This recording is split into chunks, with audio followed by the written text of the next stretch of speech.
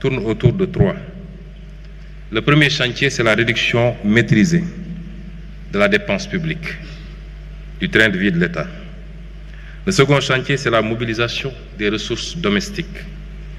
Et le troisième chantier, c'est le financement endogène complémentaire hors endettement. Pour l'optimisation de la dépense publique, nous avons travaillé d'abord à l'amélioration de la planification stratégique, notamment avec la mise en place des cadres de dépenses à moyen terme, des indicateurs de performance, l'élargissement du scoring matriciel des projets. Pour tous ces éléments, je vous aurais renvoyé à la mise en œuvre de la vision sous la coordination éclairée de M. Amin Lo, ministre d'État chargé de l'agenda, appuyé par le box de M. Birom Oloba. Il y a la digitalisation et l'optimisation également de la commande publique. L'introduction de mécanismes de modernisation de la commande publique, de plateformes digitales, mais également la rénovation des procédures d'exécution budgétaire sur lesquelles M. le ministre des Finances a beaucoup travaillé. Évidemment, pour ce qui est de la commande publique, des aspects importants comme la mise en place d'une centrale d'achat qui nous permettra de regrouper un certain nombre d'opérations, de rationaliser également les acquisitions, est un élément extrêmement important.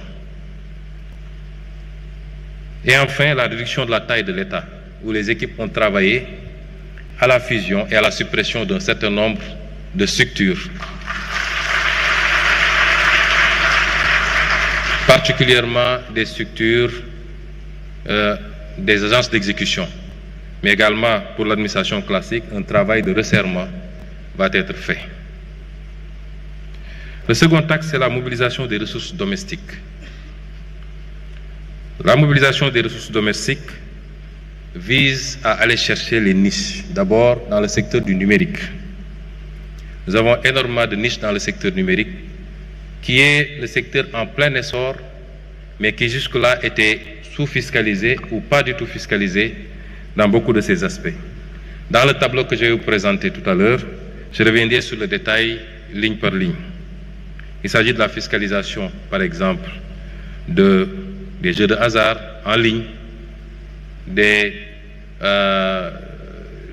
comment on appelle ça, du mobile money, des transferts marchands également, et de beaucoup d'autres aspects comme ça, qui n'étaient pas suffisamment fiscalisés ou pas du tout fiscalisés quelque part.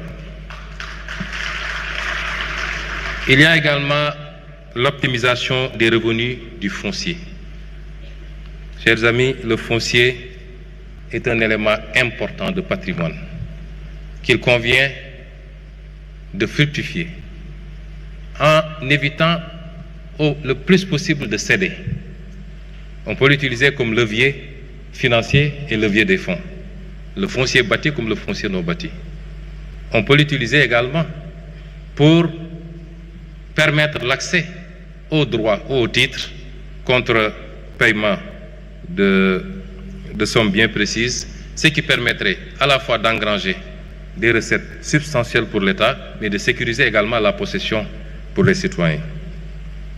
Les amendes et redevances, une longue liste a été établie pour renforcer les amendes et les redevances par rapport à certains types d'infractions, par exemple au code de la route et beaucoup d'autres infractions de ce genre, dont les conséquences sont incalculables en perte de vies humaines et en dégâts matériels.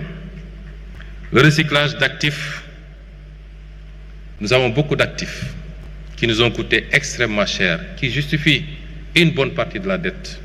Les actifs portuaires, aéroportuaires, autoroutières, ainsi de suite, qu'il convient de recycler, avec l'option pour nous, toujours, de garder la propriété. Nous avons la possibilité de la concession, nous avons la possibilité de l'ouverture du capital, comme nous avons la possibilité de la cession. Nous écartons pour le moment toute possibilité de céder, mais nous pouvons concéder la gestion, particulièrement au secteur privé, et nous souhaitons qu'il soit prioritairement national, avec un partage des gains sur les dividendes.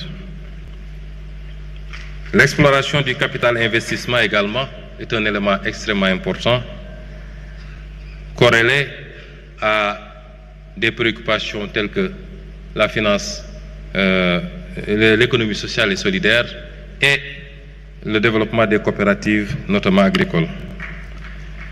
La fiscalité environnementale qui, comme vous le savez, a un double objectif, à la fois dissuasif sur la pollution et donc environnementale, mais un objectif également de mobilisation de recettes, ce qu'on appelle la fiscalité verte et la fiscalité bleue sur la pollution et les différentes formes de pollution.